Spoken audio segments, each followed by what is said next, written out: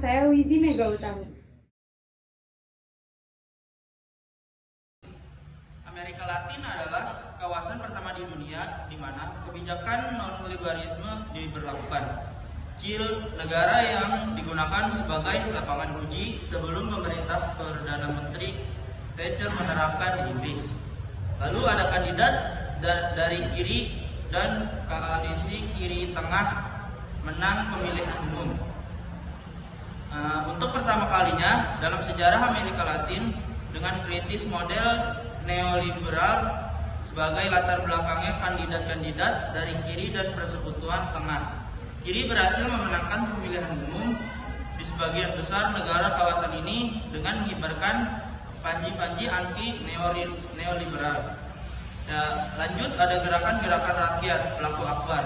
Bahkan di negara-negara di mana peran partai-partai politik kiri penting, partai-partai ini tidak menjadi pelopor perjuangan menantang neoliberalisme, tetapi yang menjadi pelopor adalah gerakan-gerakan rakyat. Selanjutnya ada perimbangan kekuasaan saat ini. Peta Amerika Latin telah berubah secara radikal. Pertimbangan kekuatan baru membuat semakin sulit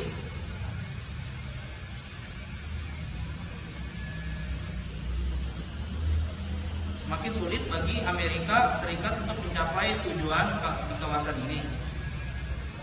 Selanjutnya ada neoliberalisme kehilangan legitimasi dan demokrasi liberal berjuis kehilangan gengsi. Meskipun kebanyakan pemerintah di kawasan Amerika Selatan masih berpegangan dengan ajaran umumnya, sangat sedikit yang mempertahankan model neoliberal. Selanjutnya ada kekaisaran kembali beraksi, rekolonasi dan disiplin. Meskipun ada sejumlah perubahan mencolok dalam perimbangan kekuatan yang menguntungkan pemerintah sayap kiri dan progresif, tidak berarti bahwa Amerika Serikat adalah mancan kertas. Kita telah mengatakan bahwa untuk menilai sesuatu pemerintah tidak begitu penting menghitung laju kemajuan ketika mengambil arahnya. Tipologi pemerintah-pemerintah Amerika Latin. Seperti yang sebelumnya disebutkan, bahwa dalam 10 tahun terakhir sektor-sektor progresifan kiri semakin lama semakin banyak memenangkan pemerintahan di kawasan ini. Berbagai analisis berusaha mengklasifikasi pemerintah-pemerintah tersebut dengan membuat bermacam-macam tipologi. Selanjutnya, pemerintah yang mencari alternatif terhadap neoliberalisme. Pemerintah kiri atau kiri tengah dikelompokkan menjadi dua terpilih dalam pemilihan umum karena mereka mengajukan program-program yang memberikan alternatif kepada neoliberalisme.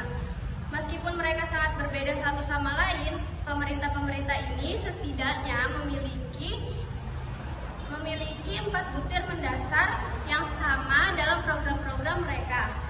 Perjuangan untuk kesetaraan sosial, demokrasi politik, kedaulatan nasional, dan integrasi regional. Pemerintah-pemerintah yang memutus kebijakan neoliberal. Kelompok kedua terdiri dari pemerintah-pemerintah yang mau memutus hubungan dengan kebijakan neoliberal, yang membuat sebagian analisis menggolongkan mereka sebagai anti-imperialis. Mereka ini meliputi pemerintah-pemerintah Bolivia, Ekuador, Nicaragua, dan Venezuela yang mengadopsi langkah-langkah proteksionisme sosial dan ekonomi terhadap Amerika Serikat dan yang oleh Castaneda digolongkan sebagai bagian dari kiri jelek. Aharonian menyebutkan mereka pemerintah-pemerintah berdasar mobilisasi sosial dan kerakyatan yang memiliki keinginan jelas untuk perubahan, mau memutus hubungan dengan kebijakan neoliberal, dan memiliki pengertian baru mengenai ekonomi, integrasi regional, dan integrasi bangsa-bangsa. Pemerintah-pemerintah kiri menghadapi keterbatasan objektif. Nah, oleh karena itu menyebut kelompok-kelompok pemerintah yang memenangkan pemilihan umum dengan mengibarkan bendera anti neoliberal. Kita bisa berbicara mengenai kiri dalam tanda petik, tetapi sebelum melanjutkan spesifikasi yang dimaksudkan dengan kiri. Di bab 2, sosialisme abad ke-21, mereka telah mengatakan bahwa untuk menilai suatu pemerintah tidak begitu penting menghitung laju kemajuan ketika mengambil arahnya. Chavez mengkonsolidasikan istilah sosialisme abad ke-21 tanggal 5 Desember 2004 pada upacara penutupan pertemuan sedunia intelektual dan seniman untuk membela umat manusia yang diselenggarakan di Caracas. Secara mendasar demokratis, di mana Chavez telah menegaskan sifat dasar demokratis dari sosialisme abad ke-21. Transisi dan ragam-ragam yang harus kita bedakan 3 jenis transisi menuju sosialisme. Yang pertama, transisi di negara-negara maju. Kedua, transisi di negara-negara terbelakang, di mana kekuasaan negara telah ditaklukkan. Dan yang ketiga atau yang terakhir, transisi di negara-negara di mana hanya pemerintah yang telah kita peroleh. Marx dan pengikut-pengikutnya berpendapat bahwa sosialisme akan dimulai di negara-negara maju, di mana kapitalisme negara dianggap merupakan sine qua non yang memungkinkan penciptaan dari sang pencipta, menciptakan asosiasi produsen dan mengubah negara menjadi ungkapan dari masyarakat, bukannya badan di atas masyarakat. Di bab ketiga, ada sebagian ciri sosialisme abad ke-21. Paternalisme negara tidak cocok dengan protagonisme rakyat. Paternalisme negara cenderung mengubah rakyat menjadi pengemis. Majelis Konstituante pada tahun 1999 menegaskan partisipasi rakyat dalam urusan-urusan publik dan meneguhkan bahwa protagonisme lah yang akan menjamin perkembangan utuh individu dan kolektif. Untuk menciptakan ruang yang cocok untuk partisipasi, salah satu ide yang paling revolusioner dari pemerintah Bolivarian adalah promulgasi pembentukan dewan-dewan komunal, satu bentuk organisasi otonom pada lapisan bawah masyarakat.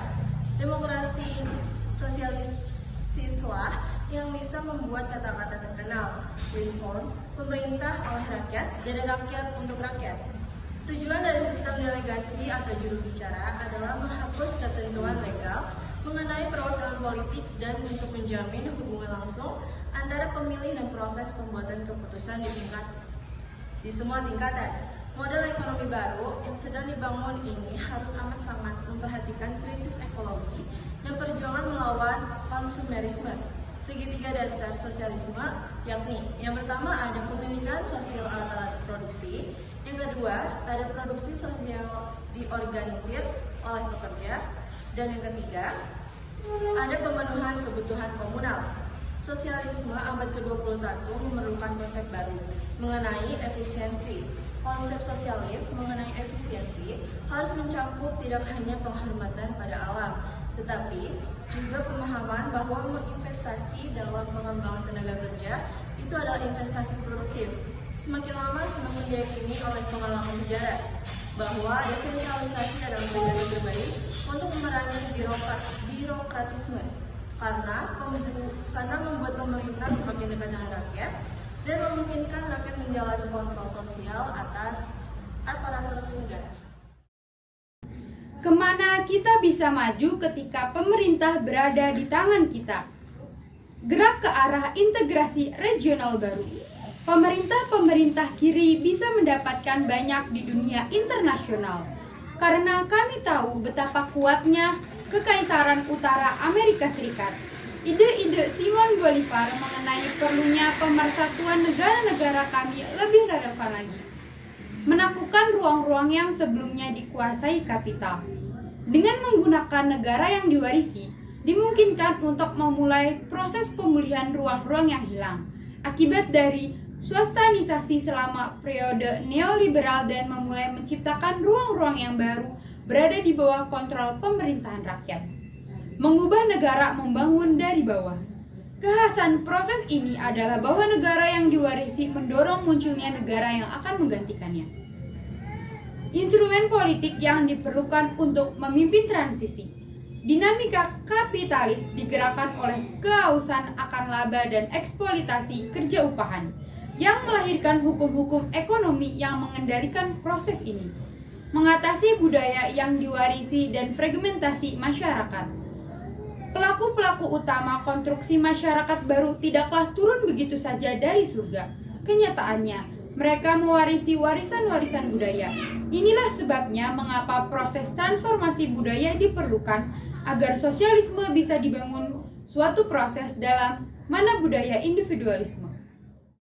Tugas instrumen politik membangun sosialisme mengharuskan pengembangan hubungan produksi baru, melakukan revolusi budaya yang nyata yang memungkinkan kita melampaui budaya yang diwarisi, dan mengembangkan satu subjek revolusioner yang merupakan dasar dari seluruh proses.